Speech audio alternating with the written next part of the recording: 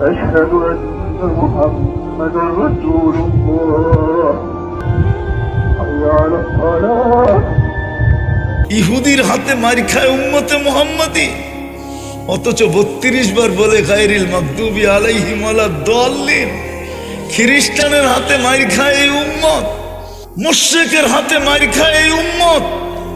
বুক ফাইটা যাইতেছে, দেখাইতে পারতেছি না যে উম্মত এদের হাতে মার খায় কি করে।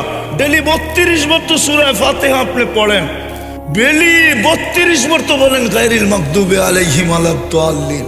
বলতে দেরি, জোরে আমিন বইলা মসজিদ ফাটাইতে তো দেরি করেন না, তারপরে ওদের হাতে মার খান কি করে? বোঝা গেল মাথার উপরে ওঠে না। আজকে তো 250 কোটি মুসলমান, 60টা মুসলিম দেশ। যে সময় 313 জন ছিল ওই সময় তো এই দুরবস্থা ছিল না। আজকে 250 কোটির যে দুরবস্থা, মুসলমানের কোনো দেশ ছিল না তখনও তো এই দুরবস্থা ছিল না। আজকে তো 60টা মুসলিম দেশ। ওই সময় তো এই দুরবস্থা ছিল না, যখন পেটে ভাত ছিল না, শরীরে কাপড় ছিল না, পায়ে জুতা ছিল না, মাথা গোচার টাই ছিল না, তখনও তো এই দুরবস্থা ছিল না। আজকে তো মুসলমানের চেয়ে খায় না কেউ, বেশি খায় না। দুনিয়ার কেউ মুসলমানের চেয়ে বেশি আইটেম চিনেও না, খায়ও না। এই জন্যই তো আজকে দুরবস্থা। নাইলে আমার যুগ বিয়োগে তো মিলে না, আপনাদের মিলে কিনা জানি না। আমি 14 বছর আগে ফিলিস্তিন দেখছি, 14 বছর আগে। এই 2 চোখে দেখছি, এই 2 চোখে, এই 2 পায়ে আমি চৈষা বেড়াইছি। এই জন্য আমার ভিতর চোখ বিয়োগ মিলে না যে ফিলিস্তিন মাটির সাথে মিশে কি করা, ওইখানে বোম ফাটে কি করা, ইরাক মাটির সাথে মিশলো কি করা, ওইখানে বোম ফাটলো কি করা। ফিলিস্তিনে তো ইব্রাহিম খলিল ঘুমাইতেছে ওয়াদিয়ে খলিলে, আরেকদিকে যদি তাকাই তো মুসা আলাইহিস সালাম ঘুমাইতেছে কাসিবে আহমারে। মধ্যখানে তো দেখি 70 জন নবীর কবর চিহ্নিত। যেইখানে মুসলমানের কিবলা, প্রথম কিবলা, যেইখানে সম্মিলন হয় মেরাজের রাত্রে 1.25 লক্ষ নবীদের, সশরীরে ইমামতি করেন দোজাহানের বাদশাহ মুহাম্মদুর রাসূলুল্লাহ। প্রশংসা শুনান আল্লাহর, ওইখান থেকে টেক আপ করেন আরশে। ওইখানে ফোটে কি করে? আল্লাহ করে তো করে কি? আল্লাহ তাকান না তো তাকান না কেন? খলিল তো ইত্তাখাযাল্লাহু ইব্রাহিমা খলিলা, আরেকদিকে কালিম তো ইত্তাখাযাল্লাহু মুসা কালিমা। একদিকে তো কালিম, একদিকে তো খলিল, মধ্যখানে তো 70 জন নবী শুয়ে আছে। ইরাকে বোম ফাটলো কি করে? তাকাইয়া যদি দেখি তো দেখি পিরানে পীর ঘুমাইতেছে, আরেকদিকে যদি দেখি তো শেরে খোদা আলী ঘুমাইতেছে, আরেকদিকে যদি দেখি তো কলিজার টুকরা হোসাইন ঘুমাইতেছে, আরেকদিকে যদি তাকাই তো ইমামে আজম আবু হানিফা ঘুমাইতেছে, আরেকদিকে যদি তাকাই তো 10 থেকে 12 হাজার সাহাবা ঘুমাইতেছে, আরেকদিকে যদি তাকাই তো দানিয়াল আলাইহিস সালাম ঘুমাইতেছে। যার ভালোবাসা আমাদের নবীজিকে দেওয়া হয়েছিল। জন্ম নেওয়ার পরে লম্বা কাহিনী, আম্মাজান যখন অনেক কাহিনী ঘটার পরে কোলে নিয়ে বসছেন তো ছাদ ফাইটা গেছে, কুয়াশা ঢুকতে শুরু করছে, সারা ঘর যখন আচ্ছন্ন হয়ে গেছে তো উপর থেকে আওয়াজ আসছে, গাইয়িবু হাদা তিফ, তাড়াতাড়ি এই বাচ্চাকে গায়েব করো। তুফু মাশারিকাল আরদিয়া মাগারিবাহা, সমগ্র জগৎ এই বাচ্চাকে ঘুরায় নিয়ে আসো। হাত্তা ইয়ালামাল খালকা বিইসমিহি ওয়া নাতিহি ওয়া সূরাতিহি, সমগ্র সৃষ্টি যেন আমার বন্ধুকে চেহারায়, নামে এবং গুণে চিনে। পর মুহূর্তে যেন কোনো সৃষ্টি না বলতে পারে আমি চিনি না, তাইলে কিন্তু খবর আছে। আম্মাজান বলেন গায়েব করে ফেললো। কোলে দেখি কিছুই নাই, কে জানি উঠায় নিয়ে গেল। উপর থেকে আওয়াজ আসলো, আরিদু আলাইহি কুল্লা রুহানি, সমস্ত রুহানি জগতের জিনিস এই বাচ্চার সিনার ভিতরে বড়। মিনাল জিন্নি ওয়াল ইনসি ওয়াল মালাইকাতি ওয়াল ওয়াহরি ওয়াত তাইর, জিন, ইনসান, ফেরেশতা, চতুষ্পদ প্রাণী এবং পাখির ভালো গুণটা পর্যন্ত ঢুকাও। তারপরে আওয়াজ আসছে, 20 নবীর 20টা গুণ দাও। আতুহু খুলুকা আদম, মারিফাতা শীষ, সুজাআতা নূহ, খুল্লাতা ইব্রাহিম, লিসানা ইসমাইল, রেদা ইসহাক, ফসাহাতা সালেহ, হিকমাতা লূত, বুশরা ইয়াকুব, জামালা ইউসুফ, সবরা আইয়ুব, তাআতা ইউনুস, জিহাদা ইউসা, সৌতা দাউদ, হুব্বা দানিয়াল, ওকারা ইলিয়াস, জুহদা ঈসা, কুওয়াতা মুসা, হাইবাতা সুলাইমান ওয়া ইলমাল খিজির। 20 জনের 20টা গুণ। তারপরে কে জানি বলতেছিল নবী রসুল তো 1.5 লক্ষ। উপর থেকে আওয়াজ আসছে অগমিদুহু ফি জামি আখলাকিন নবিকিন, সমস্ত নবীদের আখলাকের ভিতরে ডুবায়া দাও। তো দানিয়াল আলাইহিস সালামের খুব দিছিলেন, ওই দানিয়াল তো ইরাকে ঘুমাইতেছে। দর্জন খানিক নবী তো ইরাকে ইতিহাস পাওয়া যায় ঘুমাইতেছে, ওইখানে বোম ফাটে তো ফাটে কি কইরা? আমি বিরোধিতা করতেছি না, যাদের এতেকাদ পীরদের উপরে, তো পীরানে পীর তো এখানে ঘুমাইতেছে, বোম ফাটলো কি করে? যাদের এতেকাদ আলী আর হোসাইনের উপরে, তো আলী আর হোসাইন তো এখানে ঘুমাইতেছে, বোম ফাটলো কি করে? আমারে বুঝান না, আমার তো যুগ বিয়োগ মিলে না। মিলবে তো মিলবে, ফাটবে না তো ফাটবে না কেন? আজকে ওই নবীর আদর্শ কই? কবরে গেলে সর্বপ্রথম যেটার প্রশ্ন হবে, কতটুকু তোমার লাগাও ছিল? শুধু শুধু তো হাদিসে কুদসি আল্লাহ বলেন নাই, কবি তো শুধু শুধু তর্জমা করেন না। আপনারা বুঝবেন কি জানি না, বুঝবেন না। क्या वफा तूने मोहम्मद से तो हम तेरे हैं, ये दुनिया क्या चीज है, लौह कलम तेरे हैं। कुरान तो बोले मन अता और रसूल फकद अता अल्लाह। कुरान तो बोले व इन तुतीऊहु तहतदू। कुरान तो बोले इन कुंतुम तुहिब्बून अल्लाह फत्तबिऊनी युहिब्बुकुमुल्लाह। ওইটাই তো কবি বলে क्या वफा तूने मोहम्मद से तो हम तेरे हैं, ये दुनिया क्या चीज है, लौह कलम तेरे हैं। বোঝেন নাই মনে হয়? আজকে নবীর আদর্শ নাই। আল্লাহ বলে ইন্নী লাকা মুহিব্বা, উম্মতে মুহাম্মদি তোর ভালোবাসায় আমি পড়া গেছি, কর্মু তো কর্মু কি। ইন্নী লাকা মুহিব্বা ফাবি হুব্বি কুল্লি মুহিব্বা, আমার ভালোবাসার কসম তুইও আমাকে একটু ভালোবাসা দেখা। আল্লাহ নাইলে এই হাদিসে কুদসি বলতেন না ইন্নী লাকা মুহিব্বা, আমি তোর ভালোবাসায় পড়া গেছি। আল্লাহর জন্য যদিও এই শব্দ শোভনীয় না, কিন্তু আমি বুঝানোর জন্য বলতেছি। আল্লাহ যেন বুঝাইতে চাইতেছে তোর ভালোবাসায় আমি পড়া গেছি, আমার ভালোবাসার কসম তুই আমার একটু ভালোবাসা দেখা।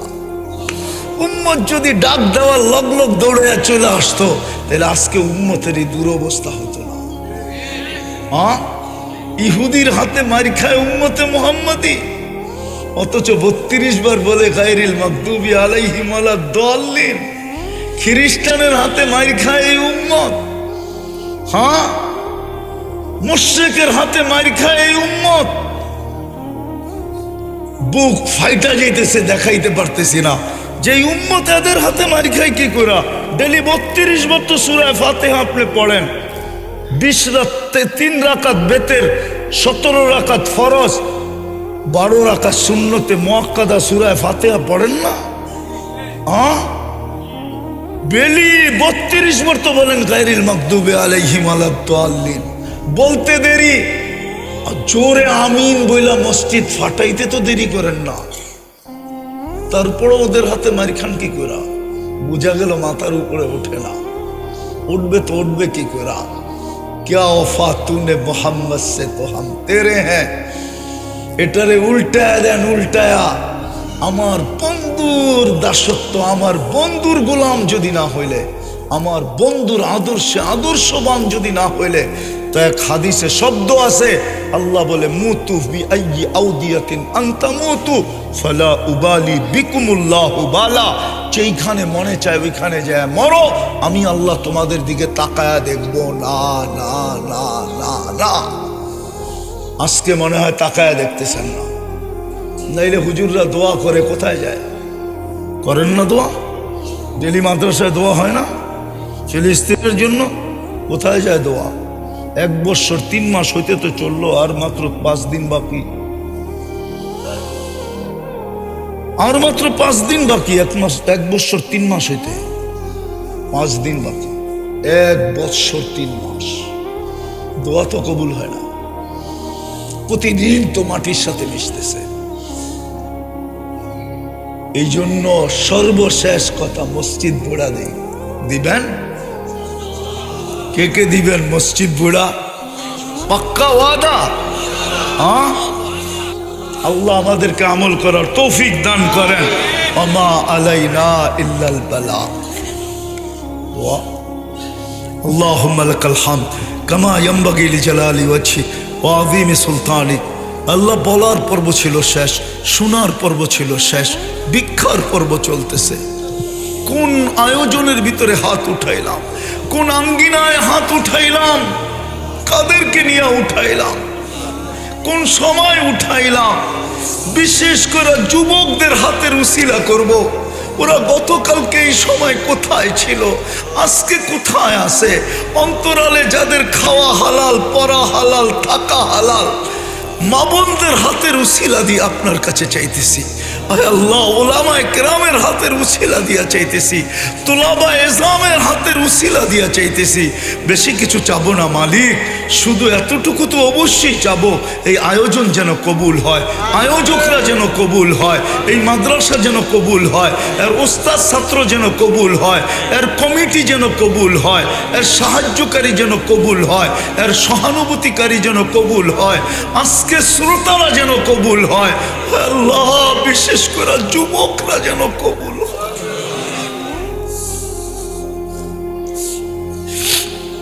এই ইউনিয়নের মানুষগুলা যেন কবুল হয়, এই থানার মানুষগুলা যেন কবুল হয়, এই জেলার মানুষগুলা যেন কবুল হয়। আজকে যেন উম্মতে মুহাম্মাদি কবুল হয়, আজকে যেন জিনো ইনসান কবুল হয়। আমরা কবুলিয়ত ছাড়া আর কিচ্ছু চাই না মালিক। কবুল হইলে বাকি হয়ে যাবে, এটা সত্য। কবুল হয়েছি বিদায়ী তো মানুষ হইতে পারছি, কবুল হয়েছি বিদায়ী তো উম্মতে মুহাম্মাদি হইতে পারছি। কবুল হয়েছে বিদায়ী তো মুসলমানের ঘরে নির্বাচিত হইতে পারছি। আল্লাহ, কবুল যদি না হইতাম তাহলে মানুষ হইতে পারতাম না, মুসলমানের ঘরে আসতে পারতাম না, উম্মতে মুহাম্মদি হইতে পারতাম না। কবুল হইলে সব হয়ে যাবে, এটাই তো সত্য। এটাই তো আলেমরা বলে কাবেলিয়াত শর্ত না, কবুলিয়াত শর্ত। কবুল হইলে নাকি সব কিছু আপনিই গুছায়া দেন, সব কিছু নাকি আপনিই সাজায়া দেন, সব কিছু নাকি আপনিই করা দেন, সব কিছু নাকি আপনিই ভরা দেন, সব কিছু নাকি আপনিই আয় আল্লাহ ব্যবস্থা করা দেন। কবুলিয়াত চাই। সাথে সাথে যার যে পেরেশানি আছে দূর করা দেন, প্রয়োজন আছে মেটা দেন, অসুস্থ আছে শেফায়ে কামেলা আজেলা দাইমা মুস্তামেররা নসিব করেন। আল্লাহ, জটিল রোগ থেকে আমাদেরকে হেফাজত করেন। হার্টের রোগ দিয়েন না, কিডনির দিয়েন না, লিভারের দিয়েন না, ব্রেন স্ট্রোকের দিয়েন না, ডায়াবেটিসের ক্যান্সারের দিয়েন না। আল্লাহ, জটিল রোগ দিয়েন না, ব্যয়বহুল দিয়েন না। আল্লাহ, গোপন কোনো রোগ দিয়েন না। যদি কাউকে দিয়া থাকেন তো মালিক কুদরত দিয়া শেফা দিয়া দেন। আল্লাহ, কুল খালি তো সন্তান দিয়া দেন। মেয়ে নিয়ে পেরেশান, পাত্রের ব্যবস্থা করা দেন। ছেলে নিয়ে পেরেশান, পাত্রীর ব্যবস্থা করা দেন। রিজিক নিয়ে পেরেশান, হালাল রিজিকের ব্যবস্থা করা দেন। করজে নিয়ে পেরেশান, আদায় করার কোনো না কোনো রাস্তা করা দেন। আল্লাহ, মিথ্যা মামলায় জড়ায় গেছে, আল্লাহ খালাসির ব্যবস্থা করা দেন। আয় আল্লাহ, সর্বশেষ ফিলিস্তিনকে জয়যুক্ত করা দেন। আমাদের দেশটাকে হেফাজত করেন, আমাদের দেশটাকে হেফাজত করেন, আমাদের দেশটাকে হেফাজত করেন, আমাদের দেশটাকে হেফাজত করেন। আল্লাহ, গত রাত্রে অজ্ঞতার কারণে যারা আপনাকে নারাজ করছে, আপনি আমাদের থেকে শাস্তি দিয়েন না, আযাব পাঠান। আমরা তওবা করছি মালিক, আমরা তওবা করছি। আর আপনার হাবিবের আদর্শ ছাড়বো না, আর মসজিদ থেকে দূরে থাকবো না, আর কোরআন থেকে দূরে থাকবো না। কমসে কম চুমা হইলেও দিব। আল্লাহ, আপনি আমাদের উপরে নারাজ হয়ে যান না। 2013 সালে নারাজ হয়ে গেছিলেন। আল্লাহ, আপনি ভূমিকম্প পাঠায় দিয়েছিলেন, কিন্তু এটা সিগন্যাল ছিল, বিদায় কোনো বিপর্যয় ঘটে না। জানি না নারাজ হয়ে যান কিনা। আল্লাহ, সর্বশেষ এই মাদ্রাসার জরুরতকে খাজানায় গায়েব থেকে পুরা করা দেন। যা চাইলাম তাও দেন, যা চাইতে পারলাম না তাও দেন। ওয়া সাল্লাল্লাহু তাআলা আলা খায়রি খালকিহি মুহাম্মাদি। দুনিয়ার এই দুরবস্থা কেন আজকে বলেন? আল্লাহ কি বুড়া হয়ে গেছে? নাউজুবিল্লাহ, আল্লাহ কি বুড়া হয়ে গেছে? আল্লাহর কি পাওয়ার লেস হয়ে গেছে? আল্লাহর ভাণ্ড কি খালি হয়ে গেছে? আজকে দুনিয়ার এই দুরবস্থা কেন? বাংলাদেশের এই দুরবস্থা কেন? কোনোদিন বাংলাদেশের মানুষ ভাবে নাই যে 42-45 বাংলাদেশে সেলসিয়াস হবে। কেন আপনার এসি খোলেন, একজন ডাইকা নিয়ে আসেন, এই ওসিতে 45-এর উপরে নাই পাওয়ার। 45 দেওয়া আছে এখানে, 45। যদি 46 হয় তো আপনার এসি ফেল করবে। কেননা চায়নাওয়ালারা দেশ হিসাবে এসি বানায়। সৌদি আরবের এসি 10 তলার উপর থেকে ফালায়া দেন, তারপরে ফিট করেন, তারপরও যেমনটা তেমন চলবে। কেন? ওইখানে 70 দেওয়া আছে, 70 সেলসিয়াস পর্যন্ত। আপনারটায় শুধু 45 থেকে 50 দেওয়া আছে। বিশ্বাস হয় না? না আপনাদের মনে হয় বিশ্বাস হয় না? আমি ফোন নাম্বার দিতেছি, এখন লাগায় দেখেন। কোম্পানিকে ফোন নাম্বার দিতেছি। আমি 2-4টা কোম্পানিকে চিনি, যাদের সাথে আমার সংযোগ আছে, উঠা বসা আছে। ওনারা নিজে স্বীকার গেছে, হুজুর আমাদের দেশে এত সেলসিয়াস হয় না, আমরা যেটা দিছি এটা এক্সেস দিছি। আমাদের দেশে উপরে 37-38 হবে, এর উপরে হবে না কোনোদিন, আমরা ভাবি নাই। কিন্তু যদি বাংলাদেশে 45 হয় তো এসি ফেল করবে। মিটারে তো 45 হবে, বাহিরে 50 হয়ে যাবে, 52 হয়ে যাবে শরীরে। তো যেটা বুঝাইতেছিলাম, এই দুরবস্থা কেন? দুবাইওয়ালারা কোনোদিন স্বপ্নও দেখে না, ওরা শুধু বন্যা দেখতো কোন কোন দেশে হইতেছে, ওদের দেশে বন্যা হবে এটা ওরা কোনোদিন স্বপ্নও ভাবে নাই। কি হয় নাই বন্যা? গতকালকে সৌদিতে যেই তুফান হয়েছে আমাদের দেশকে ফেল করে দিছে। দেখেন আপনি, মিডিয়া আছে, গাড়িগুলো উড়ে নিয়ে যেতেছে। আজকের রিপোর্ট দেখেন, মক্কা মদিনায় বৃষ্টি শুরু হয়েছে, তুমুল দাঁড়ে বৃষ্টি, 3 দিন চলবে। কি অবস্থা হবে ভাবতেছি তো, হজে কি জানি হয়। এই যে দুনিয়ার জলবায়ু চেঞ্জ কেন? কারণটা কি? কি কারণে এই দুরবস্থার শিকার আজকে দুনিয়ার মুসলমান? আপনি তো চিৎকার দিতেছেন জলবায়ু উল্টা হয়ে গেছে। আসলে না, সত্য এটাই।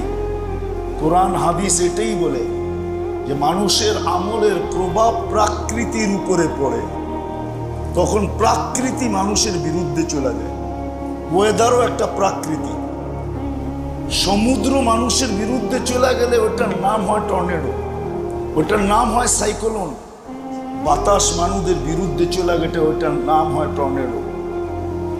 গরম মানুষের বিরুদ্ধে চলে গেলে এটার নাম হয় খরা। খরা হলো কেন? 3 কারণে খরা হয়, আর যেটা সুস্পষ্ট 3 কারণে খরা। প্রথম কারণ হলো মুসলমান পাই হিসাব করে জাকাত দেয় না, যার কারণে খরা। পাই হিসাব করে কেউ জাকাত দেয় না।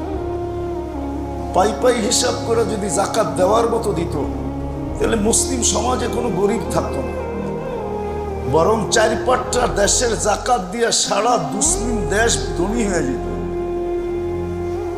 কি বলেন? নাম বলবো না, ইঙ্গিতে বোঝেন। 4-5টা দেশ যদি হিসাব করে জাকাত দিত আর মুসলমানদেরকে দিত, ঠিক মতে দিত, তাহলে সারা দুনিয়ার মুসলমান ধনী হয়ে যেত। জাকাত কেউ হিসাব করে দেয় না। বেহায়াই যতটুকু বাড়ছে ফ্যাশনের রূপ দিয়া মুসলিম সমাজে, এটা তো বলা বাহুল্য, ঠিক না? এটাই তো ট্রেডিশন এখন, ঠিক না? এটাই তো সভ্যতা। কি বলেন? বেহায়াই যতটুকু বাড়ছে, আর তৃতীয় হইল আল্লাহ যতটুকুই সুযোগ দেখ মুসলমানকে, কেউ আল্লাহর সুযোগ গ্রহণ করতে রাজি না। একটা উদাহরণ দিই, রমজান 1 মাস 70 মাস ছিল। একদিনের এবাদত 70 দিনের এবাদত, কারণ 70 গুণ ফরজ বেড়া যায়। তাহলে এক মাসে 70 মাসের ফরজ আদায় করা যেত। বলেন কয় পার্সেন্ট মুসলমান নামাজ পড়ছে? বলেন, বলেন না, আপনারা চুপ আছেন কেন? বলেন, ইমাম সাহেব বলুক, কয় পার্সেন্ট? 30% মুসলমান নামাজ পড়ছে, 70% পড়ে দেয়। এত বড় সুযোগ দিলেন, এক মাস পরেই যদি ঘরে বসে থাকতো, তারপরও তো আজকে আল্লাহকে বলতে পারতো যে আমাদের তো 70 মাস পড়া আছে, আপনি আমাদেরকে গরম দিলেন তো দিলেন কি করে? আমরা তো 70 মাস পড়ে রাখছি, 1 বছর বাদেই দেন, তারপরও তো আমাদের থেকে যাবে। আবার রমজান আসলে 70 মাস পড়ে রাখবে। আল্লাহর কোন সুযোগ মুসলমান ব্যবহার করতেছে না, বরং সমস্ত সুযোগকে বৃদ্ধা আঙ্গুল দেখাইতেছে। তাইলে কতদিন এই মেলাকে আপনি ভাবতেছেন আপনার সংসার চালাইতে একটা বাজেট লাগে, দেশ চালাইতে একটা বাজেট লাগে, আল্লাহর কি জগৎ চালাইতে বাজেট লাগে না? না বাজেট ছাড়া চলে? নাইলে এই হাদিস কেন আসতো, কসামার রিস্ক ফালা ইয়ানসা মিন খালকিহি আহাদ? তাহলে ইমামরা কেন বলতো শবে বরাতের দিন বাজেট হয়? আচ্ছা ওই দিন বাদেই দিলাম, লাইলাতুল কদরে তো হয়ই হয়, এটাতে তো কারো দ্বিমত নাই। আল্লাহ সারা বৎসরের বাজেট করেন, তাহলে আল্লাহর এই বাজেট কতদিন চালাবে? মুসলমান বৃদ্ধা আঙ্গুল দেখাবে আর আল্লাহ বাজেট দিবে? আপনার কি ধারণা? কোনো ব্যক্তি যদি ইমাম সাহেবের সালাম ফিরানের আগ মুহূর্ত শরীক হলো, তাহলে সেও কি পুরা জামাতের সওয়াব পাবে? না কি বলে ওলামায়ে কেরাম, কি বলে? অবশ্যই পাবে। এখনো ইমাম সালাম ফিরান নাই, সে পুরা জামাতের সওয়াব পাবে। হ্যাঁ, সত্য এটাই। আমাদের এই অনুষ্ঠানটা করার উদ্দেশ্য এটাই যে ছেলেরা তো সারা বৎসর এক নাগাড়ে পড়বে, কোরআন হাদিসের সাথে এদের সম্পর্ক থাকবে, কিন্তু মহল্লাবাসী আর সাধারণ মানুষের জন্য তো এরকম সময় দিয়া এদের সাথে দর্শে বসার কোনো সুযোগ নেই, ঠিক না? এই জন্যই মাদ্রাসার পক্ষ থেকে 2টা অনুষ্ঠান করা হয়। একটা এই মুহূর্তে যে অনুষ্ঠানটা হইতেছে এটার জন্য, আর একটা পাকড়ি প্রদান অনুষ্ঠান হিসাবে হবে। আর 2টার ভিতরেই মহল্লাবাসীকে, মুসলমানদেরকে ইনভাইট করা হয়। এই জন্য যেন আমি শুরুতেও এটার সাথে সংযুক্ত হইতে পারি, কেননা এটার চেয়ে বড় খায়ের আর কিছু নাই। দেখেন, একটা কথা বুঝলে হয়তো বোঝা যাবে, নামাজের সময় কিন্তু নির্ধারিত, ঠিক না? না নির্ধারিত না? কার পক্ষ থেকে? আল্লাহর পক্ষ থেকে নামাজের সময় নির্ধারিত। কিন্তু মুয়াজ্জিন আযান কেন দেয়? কেননা নামাজের চেয়ে বড় কোনো খায়ের নাই, মঙ্গল নাই।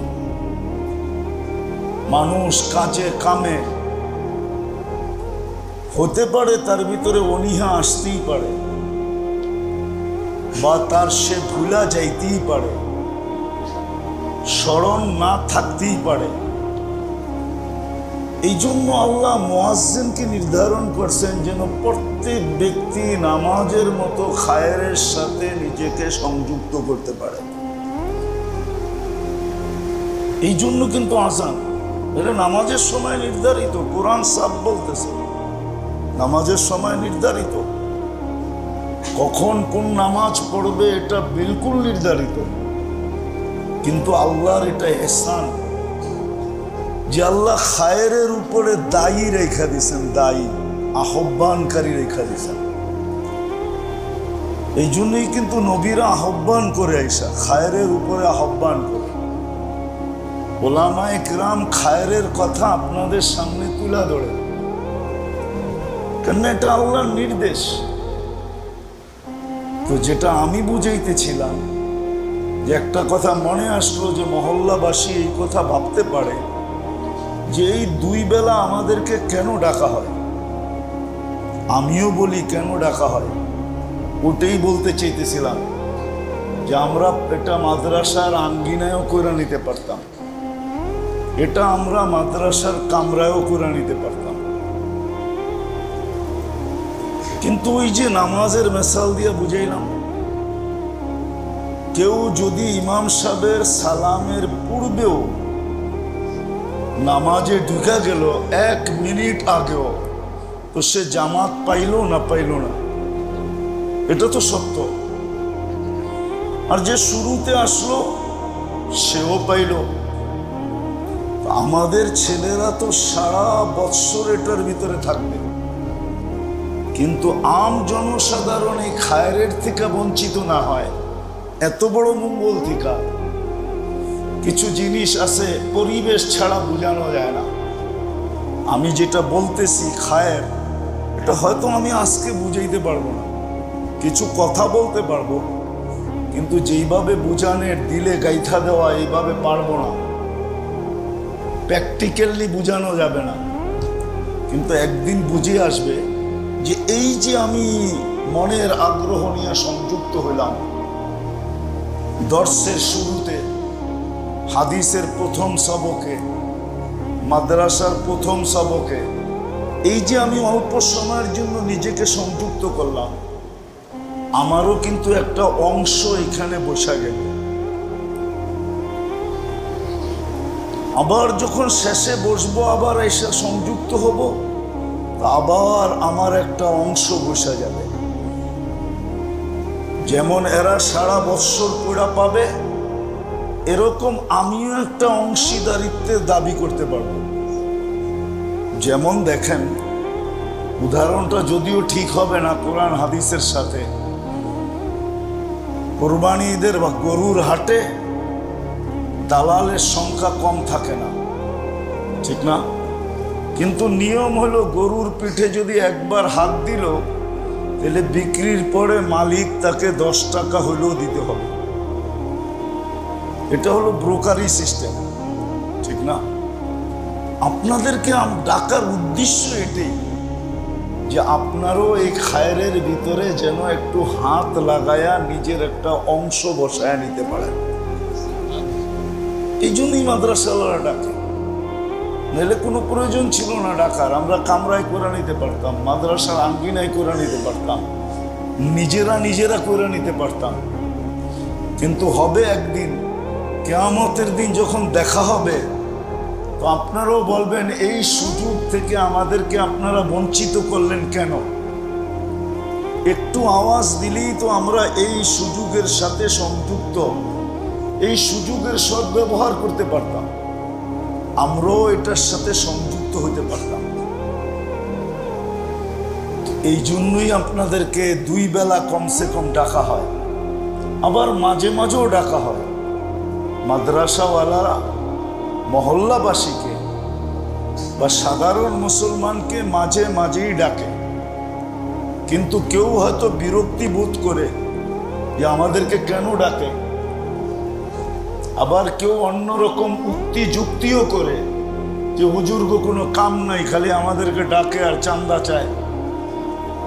আসলে রব্বে কাবার কসম, সত্য এটাই। দেখেন একটা কথা, এটা মাইনা নেন, যদি অন্যভাবে নেন তাহলে আমার বলা উচিত হবে না। আমরা যতটুক পেটে পাথর বাঁধতে পারবো, এতটুক পেটে পাথর কেউ বাঁধতে পারবে না। প্রমাণ দিব, প্রমাণ দিব। এখন অটো চালাইলে পাওয়া যায় 30,000 টাকা মাসে, একটা ওস্তাদেরও বেতন 15,000 টাকার উপরে আছে কিনা আমার জানা নেই, অথচ অটো চালাইলে 30,000 কামানো যায়।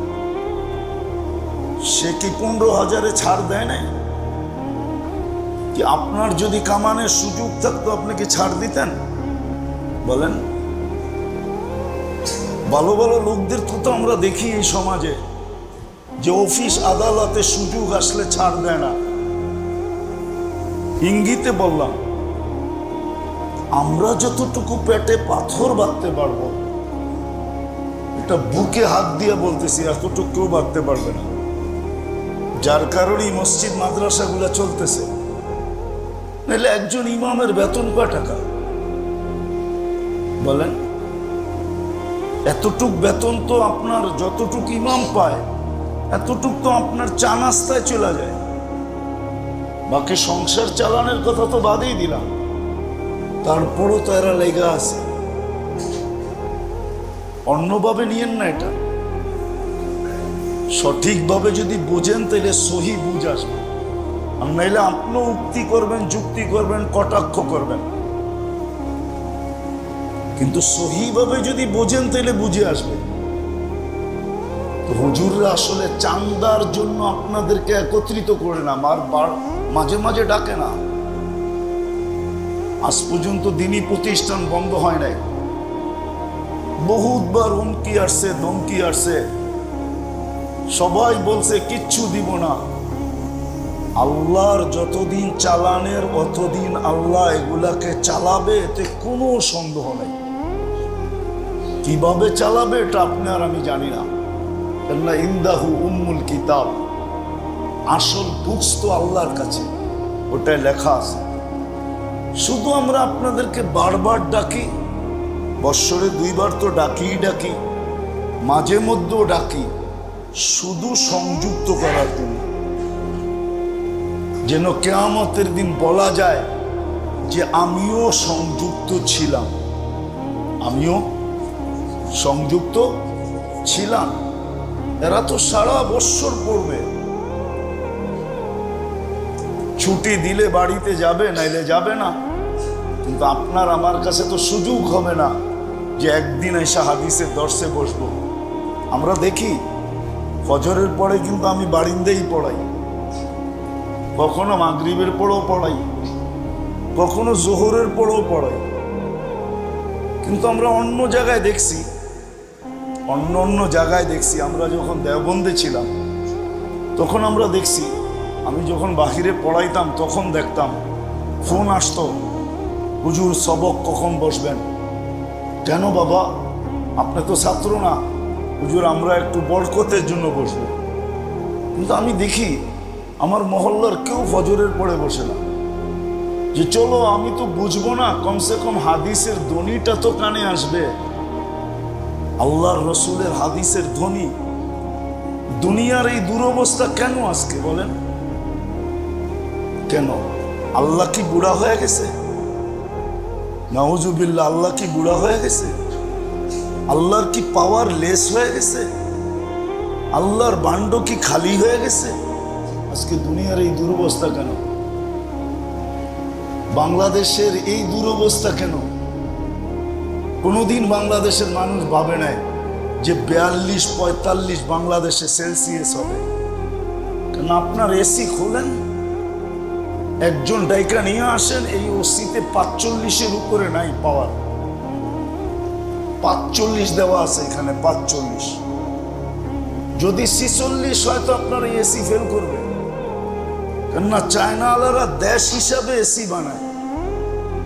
সৌদি আরবের এসি 10 তলার উপর থেকে ফালায়া দেন, তারপরে ফিট করেন, তারপরও যেমনটা তেমন চলবে। কেন? ওইখানে 70 দেওয়া আছে, 70 সেলসিয়াস পর্যন্ত। আপনারটায় শুধু 45 থেকে 50 দেওয়া আছে। বিশ্বাস হয় না? না আপনাদের মনে হয় বিশ্বাস হয় না? আমি ফোন নাম্বার দিতেছি, এখন লাগায় দেখেন, কোম্পানিকে ফোন নাম্বার দিতেছি।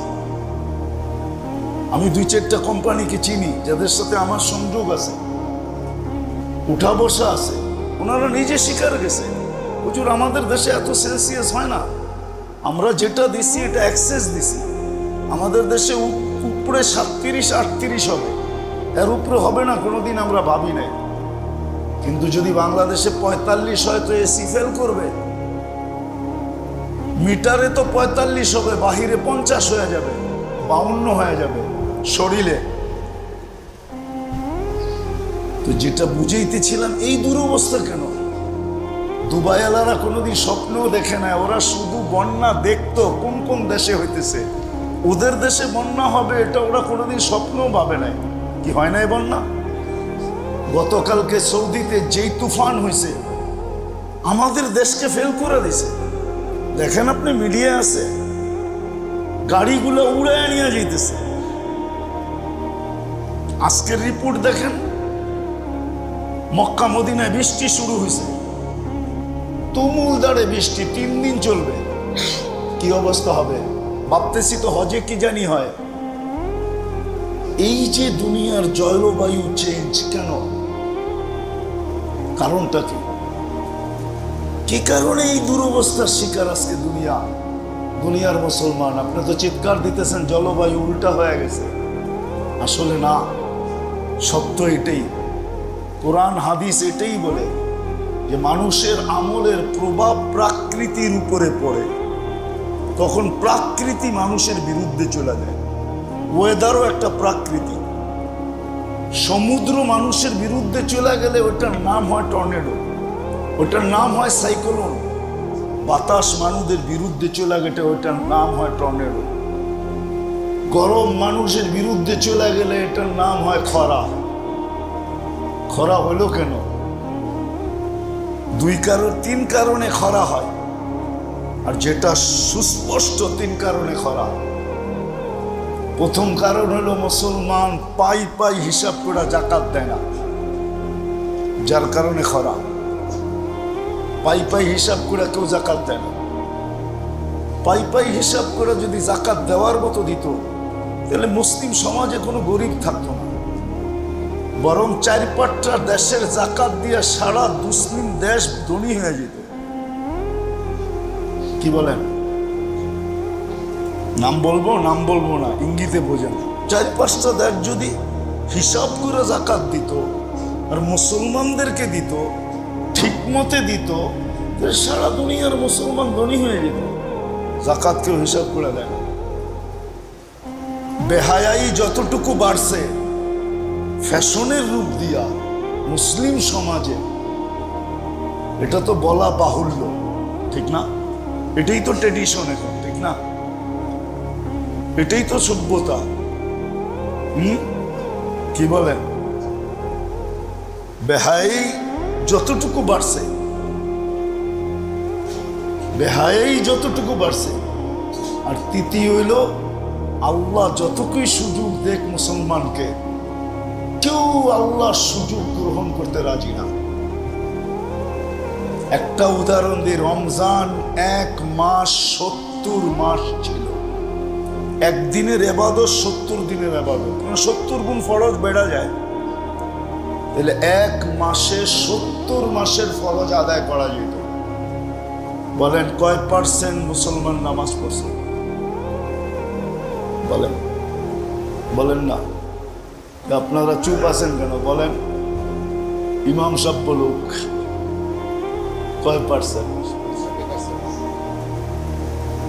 30% মুসলমান নামাজ পড়ছে, 70% পড়ে নাই।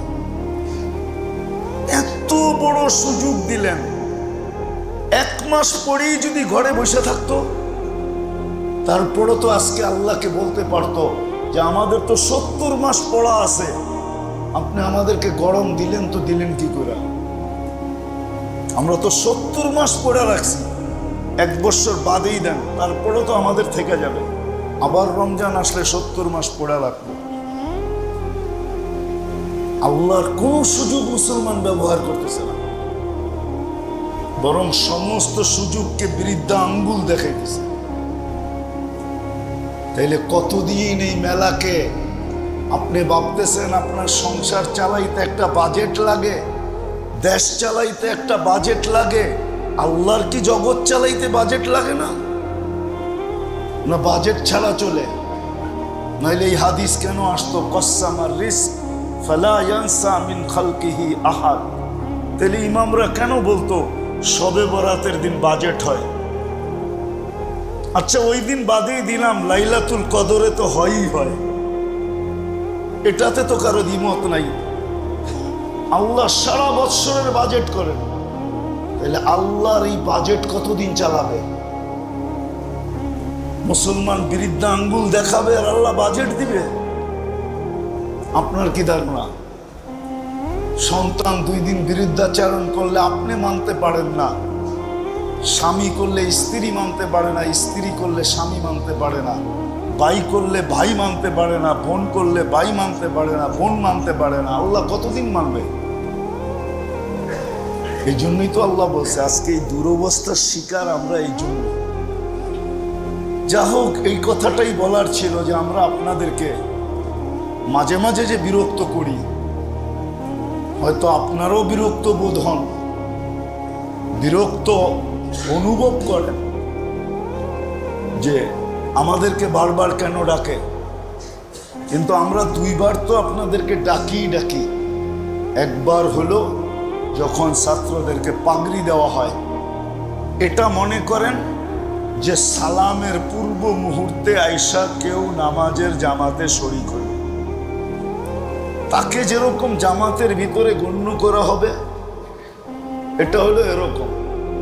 আর যে শুরুতে আসলো আর শেষেও আসলো, সে এটা বলতে পারে আমি পুরাটার ভিতরেই সংযুক্ত আছি।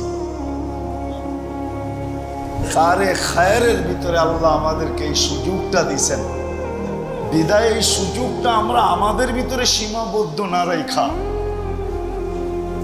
আমাদের তো ইচ্ছা ছিল যে ইমাম সাহেব মাগরিবেও এলান করছেন, এশায়ও এলান করছেন, মনে হয় নিজেরা তো থাকবেই, আরো প্রত্যেকে 2-4-10 জনকে নিয়ে আসবে, কিন্তু আসলে মনে হয় আমরা বুঝাইতে পারি না আপনাদেরকে। আশা করি আজকের থেকে বুঝে আসবে যে আমরা আপনাদেরকে ডাকার উদ্দেশ্যটা কি। বাকি যদি আপনি সহযোগিতার হাত বাড়াইতে পারেন, ওটা তো সোনায় সোহাগা, ওটা তো আপনার উপরে নির্ভর করে যে আপনি মাদ্রাসার এই সমস্ত মাদ্রাসার সাথে আপনি সহযোগিতা করবেন, ওটা আপনার ইচ্ছার উপরে নির্ভর। যে যত এই মাদ্রাসাগুলার কোরআনি খেদমতের সাথে যে যত সংযুক্ত হবে, ও তো আজকে বোঝানো যাবে না, বলা যাবে, কিন্তু সে তো কালকে বুঝবে যে কোরআন তার কতটুকু কাছে আসবে, কতটুকু পক্ষে আসবে, হাদিসে রসুল কতটুকু পক্ষে আসবে। আমার একটা কাহিনী মনে উঠছে, এই জন্য বলতেছি। লোকটা এখনো জীবিত আছে, কিন্তু একটু দূরে আছে, ইচ্ছা করলেই তাকে আনা যাবে না, আনতে গেলে একটু সময় লাগবে। আমাদের মাদ্রাসায়ও যেমন দফতরি আছে যে বেল্ট পিটায়, আবার আমাদের মাদ্রাসায় হিসাব রক্ষক একজন আছে, কেরানি। হেফজোখানা আমাদের এত বড় না, মক্তবে এত বড় না, যেখানে বড় ওইখানে হেফজোখানা মক্তবের জন্য আলাদা খাদেম থাকে, কেন বাচ্চারা ছোট ছোট থাকে, এদের খানা আইনা দেওয়া, এদেরকে পরিচর্যা করা। তো এক মাদ্রাসায় খাদেম ছিল, আর খাদেমরা বেশিরভাগই একটু সাদা সিধা হয়, শিক্ষিত কম হয়, কেননা কম পয়সায় এদেরকে রাখা যায়। এক মাদ্রাসায় এক খাদেম ছিল এরকমই সাদা সিধা। তো হেফজোখানার ছেলেরা একটু চালাক বেশি হয়, দুষ্ট বলা চলে না। যদিও অন্যরা বলবে যে হেফজোখানার ছেলেরা দুষ্ট হয়, আমি বলবো দুষ্ট না, ওরা একটু চালাক বেশি হয়। দুষ্ট হইলে কোরআন সিনায় নিতে পারে না, ও চালাক, এই জন্য কোরআন সিনায় নিতে পারতেছে, অল্প বয়সে হাফেজ হইতেছে। ওরা বড় ট্যালেন্ট হয়, বড় চালাক হয়। তো ছেলেরা সাদা সিধা পায়াও খাদেমকে ডেলি বিরক্ত করত, আর ডাকতো কি গরু। সাদা সিধা মানুষ। একদিন বৃষ্টি ছিল, মাতবাগ থেকে যেখানে খানা পাক হয় এখান থেকে খানা আনতে হবে।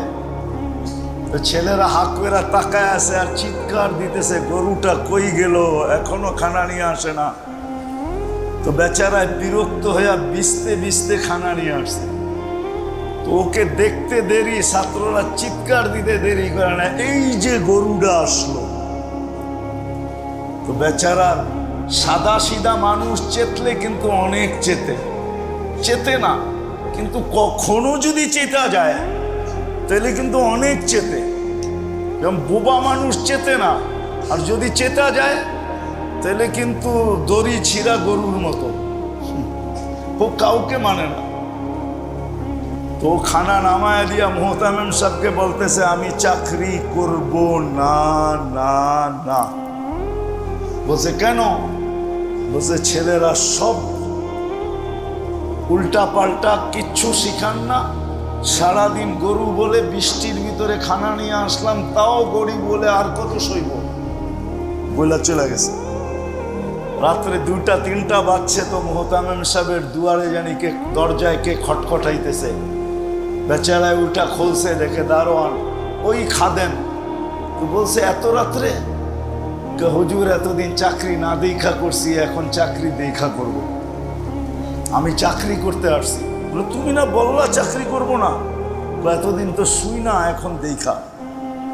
বলছে বলো দেখা কি? বলে আমি আজকে রাত্রে স্বপ্নে দেখতেছিলাম যে কিয়ামত কায়েম হয়ে গেছে, সবাই পলসেরাতের পাড়ে চলে গেছে, আমিও চলে গেছি, কিন্তু পলসেরাতের অবস্থা দেখা আমি কোনো মতেই পা দিতে সাহস পেতেছিলাম না। কিন্তু পিছনে দেখলাম হইহুল্লার চলতেছে, হইহুল্লুর চলতেছে। তাকায় দেখলাম আমাদের হেফজুখানা মক্তবের ছাত্রগুলা, আর ওরা যখন পলসেরাতের কাছে আসলো, তো পলসেরাতটা বিশাল বড় হাইওয়ে হয়ে গেল। তো ওরা চিৎকার দিতে দিতে উঠলো, হইহুল্লুর করতে করতে পলসেরাতে উঠলো, পার হইতেছে। পিছনে একটা ছিল, ওর দৃষ্টি পড়ছে আমার উপরে, তো চিৎকার দিয়া বলছে, আরে তোরা কই যাস? আমাগো গরুটা তো দাঁড়ায় আছে, গরুটাকে নিয়ে যাবি না? তো সব ফিরে আসছে, আয়সা বলতেছে গরুটাকে এইভাবে পার করানো যাবে না, কেউ হাতে ধরো, কেউ পায়ে ধরো, আমরা আরে চ্যাঙ্গুলা করে পার করায় দিব। চ্যাঙ্গুলা বুঝেন? উপরে উঠায়া সবাই দৈরা পার করায় দিব। হুজুর আমার ঘুম ভেঙে গেছে, আমি চাকরি করব, গরু বলুক আর যাই বলুক। সত্য এটাই। এদের সাথে সংযুক্ত হওয়া আজকে যদিও আমরা বুঝাইতে পারতেছি না, কিন্তু একদিন ইনশাআল্লাহ বুঝে আসবে। যদি সংযুক্ত হওয়া এত বড় না হইতো, তাহলে আল্লাহ রসুল সাল্লাল্লাহু আলাইহি ওয়াসাল্লাম বা আল্লাহ এত বড় সুসংবাদ এই খায়েরের ব্যাপারে দিতেন না না না। এই জন্যই মেরে দোস্ত আপনাদেরকে আমরা বারবার সংযুক্ত করতে চাই, মহল্লাবাসীকে বিশেষ করে, যেন কিয়ামতের দিন না বলতে পারে যে বড় সুযোগ তো ছিল, আপনারা আমাদেরকে সংযুক্ত করতে পারতেন, একটু উদ্বুদ্ধ করলেই তো আমরা সংযুক্ত হতাম। কিন্তু আফসোস, আপনারা এতই কৃপণ ছিলেন যে আমাদেরকে একটু সংযুক্ত করলেন না, এতই নিষ্ঠুর ছিলেন, নির্দয় ছিলেন, আমাদের দিকে তাকাইলেন না, আমাদেরকে একটু সংযুক্ত করলেন না। এই জন্যই মেরে দোস্ত আমরা আপনাদেরকে বৎসরে কমসে কম 2 বার তো সংযুক্ত করতেই চাই। কিন্তু আমি বলবো, যদি মাঝে মাঝে মাদ্রাসার পক্ষ থেকে, মসজিদের পক্ষ থেকে, আপনাদেরকে কমিটির পক্ষ থেকে, মাদ্রাসার শিক্ষকদের, মোহতামিম সাহেবের পক্ষ থেকে আপনাদেরকে ডাকা হয়, তাহলে কমসে কম নিজেকে সংযুক্ত করার জন্য হলেও একটু আসা। কেননা কোন জিনিস কাজে লেগে যাবে আমরা জানি না। কিয়ামতের দিন দেখা যাবে বড় আমল পিছে পড়া যাবে, ক্ষুদ্র আমল দিয়ে পার হয়ে যাবে। বড় আমল গ্রান্টেড হয় না, আল্লাহর কাছে কবুল হয় না, কিন্তু ছোট একটা কবুল হয়েছে, ওটা দিয়ে পার হয়ে চলে যাবে। আর এই উম্মত এইভাবেই যাবে, আলহামদুলিল্লাহ, এই উম্মত এইভাবেই যাবে। আস্তে যে গরম সইতেছি আমরা, হ্যাঁ, যদি আমরা সোয়াবের আশা রাখি যেন আল্লাহ গরম দিতেছেন, এটার সোয়াবও আমাদেরকে দিবে, তাহলে আসলে এই ঘামও আমাদের তোলা হবে। আজকে যে ঘাম ঝরতেছে, অধিকাংশ 2 দিন আগে মনে হয় মসজিদে কারেন্ট ছিল না, সারা রাত্র যদিও আমার ঘরে কারেন্ট ছিল, যে জানি আমাকে বলছিল যে হুজুর কারেন্ট নাই। তা আমি সারা রাত্র একবার ভিতরে গেছি, একবার বারিন্দায় আসছি। জিজ্ঞেস করেন, আমি একটু পর পর ফোন করে জিজ্ঞেস করছি কি হইলো, কারেন্টের কোনো ব্যবস্থা হইলো কিনা। আমাকে বলতেছিল যে না, ছেলেরা সব বাহিরে বারিন্দায় দাঁড়ায় আছে, ওস্তাদরা সব বারিন্দায় হাঁটাহাঁটি করতেছে। এই যে ঘাম ঝরা, এটার কি আপনি মনে করেন কোনো বিনিময় নেই? কোনো বিনিময় নেই? অবশ্যই এর বিনিময় আছে। আজকে যে অবস্থা, ব্যবসা করো। আজকে দুপুরেই আমি আসছি সৈয়দপুর থেকে। আমাদের এখানে তো গরম, সৈয়দপুরে তো গরম নাই। দিনে একটু হয়, রাত্রে নাই গরম। রাত্রে সন্ধ্যা হইতে বিলকুল ঠান্ডা, কেননা ওইখান থেকে হিমালয় কাছে,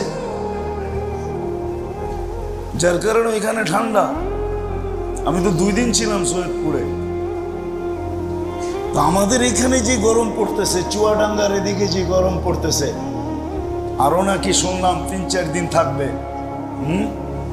2 বার তো দেওয়া হইলো, বাড়ানো হইলো, ঠিক না? 2 বার বাড়ানো হয়েছে না? আজকেরটা নিয়ে 3 বার হইলো, 4বার। তাহলে আমি ভুল বলতেছি? আরো দেখেন কতবার বাড়াইতে হয়, যদি আল্লাহ মেহেরবানি না করে। দোয়া তো করতেছি আমরাও, সালাতুল ইস্তিসকাও পড়া হয়েছে।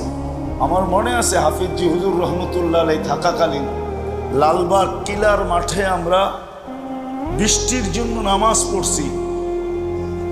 কেউ ওই ময়দান থেকে, লালবাগ কিলার থেকে বাহির হইতে পারি না, ভিজতে ভিজতে বাহির হয়েছে, চোখে দেখা। আর আপনারা তো জানেন ডেলি কত জায়গায় ইস্তিসকার নামাজ পড়া হইতেছে, কিন্তু কোনো রেজাল্ট তো আসতেছে না। যা আসতেছে ওটা কঠিন হয়ে আসতেছে।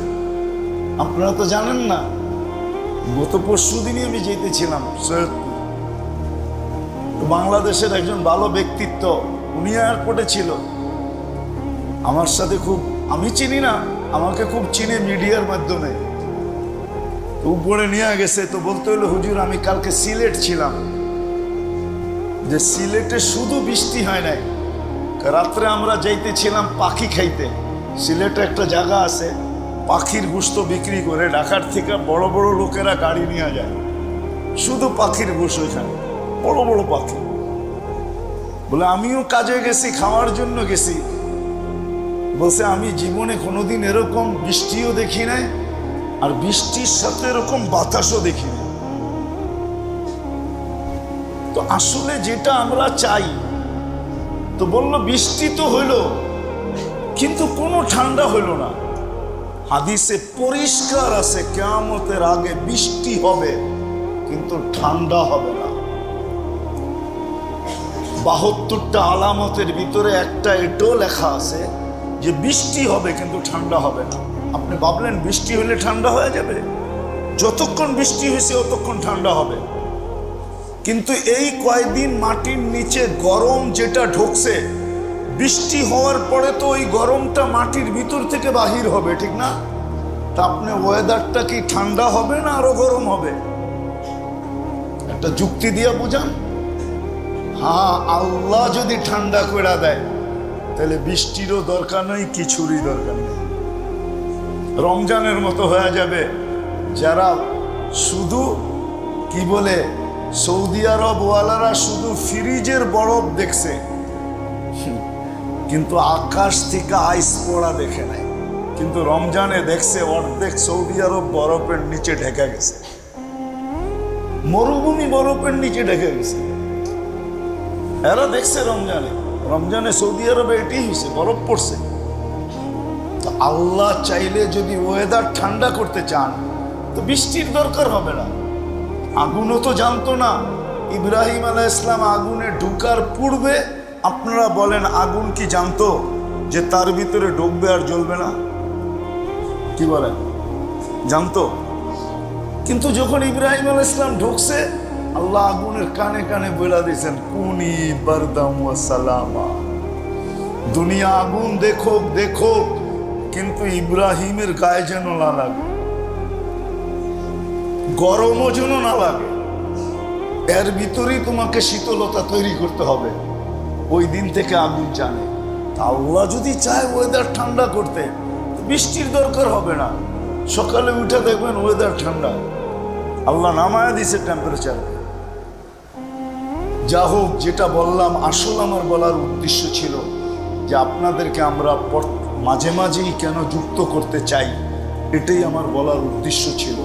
কথা যদিও লম্বা হয়ে গেল, আমরা এই জন্যই আপনাদেরকে যুক্ত করতে চাই, যেন কিয়ামতের দিন অভিযোগের আঙ্গুল আপনারা আমাদের উপরে না উঠাইতে পারেন যে আপনারাও তো ইচ্ছা করলে আমাদেরকে এই দর্শক তাদরিসের সাথে একটু যুক্ত করতে পারতেন।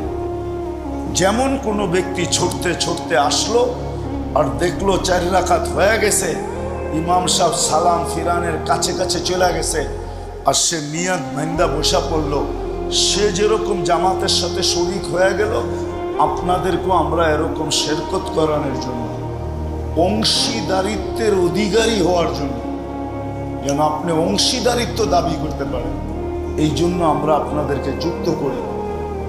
আমরা আশা রাখি আগামীতে যদি আমরা ডাকি, তাহলে আমরা আরো বড় সংখ্যায় আপনাদেরকে পাবো বলে আশা করি। আপনাদের শেরকতেই আমাদের কাম্য। বাকি দোয়া আপনাদের কাছে চাবো অবশ্যই। বৎসরের শুরু যেই ছেলেগুলো আসছে, আল্লাহ যেন এদেরকে আমরা যেই মেহান্নত করার ওটাও করতে পারি, এরাও যেন মেহান্নত করতে পারে। যেটা আমরা বানাইতে চাই, আমাদের ইচ্ছা, আল্লাহ যেন এরকম আলেমে হাক্কানি রব্বানি এদেরকে আল্লাহ বানায়া দেন, রাহবর বানায়া দেন, মুক্তাদা বানায়া দেন, হাদি মাহদি বানায়া দেন। এটা আপনাদের কাছে দোয়া চাবো। আর মাদ্রাসার ব্যাপারে দোয়া চাবো, যেন সারা বৎসর অতীতে যেরকম চলে আসতেছিল, এরকমই যেন আল্লাহ আমাদেরকে সচ্ছলতার সাথে চালান। কারো কাছে যেন হাত পাততে না হয়। আমরা যদি রাত্রে আল্লাহকে বলি, সকালে যেন এটা আল্লাহ কুদরত দ্বারা পুরা করে দেন। এটাও আপনাদের কাছে দোয়া চাবো। আল্লাহ আমাদের সবাইকে, আর আমাদের কমিটির জন্য দোয়া করেন, মাদ্রাসার জন্য দোয়া করেন। কেন মাদ্রাসার একটা ভবন হওয়ার ব্যাপারে সিদ্ধান্ত চলতেছে, দেখতেছেন আপনারা জায়গাটা খালি পড়ে আছে। জানি না কমিটি কখন কাজ ধরবে। আপনাদের দোয়া হলে মনে হয় অচিরেই কাজ হবে, তাহলে আমরা ছাত্র সংখ্যাও বাড়াইতে পারবো, মাদ্রাসাটাও একটা সুন্দর পজিশনে চলে আসবে। এই জন্য আপনাদের কাছে দোয়া চাবো। আল্লাহ আমাদের সবাইকে কথাগুলোর উপরে আমল করার তৌফিক দান করেন।